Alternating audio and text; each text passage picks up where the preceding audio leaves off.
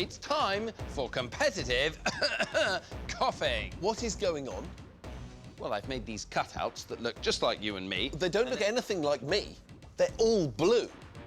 I'm the green twin. Everything I wear is green. It's greenish. Does that look the same? It's turquoise. Doesn't look anything alike. It's not relevant, Xand. The point is, I've put plates full of a special scientific gunk called agar jelly on the faces of our cutouts. So if any bacteria happen to land on any of our plates, they're going to multiply so much we can actually see them. OK, Chris, you ready? 3, 2, 1, cough.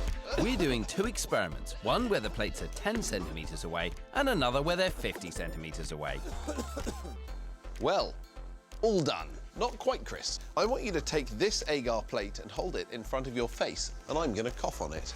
And this time, I'm going to cover my mouth with my elbow the way you're supposed to, and hopefully no germs should land on the plate. OK, we'll just make sure you do it properly.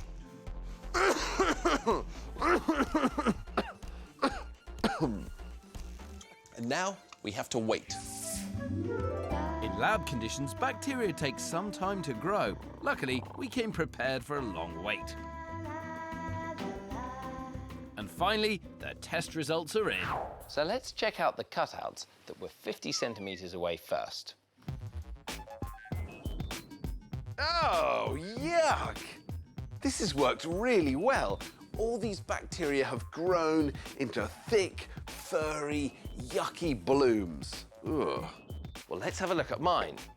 Ugh! They're even worse than Xand's. Mine are also growing in horrible, slimy, furry green colonies. And all this from just one cough.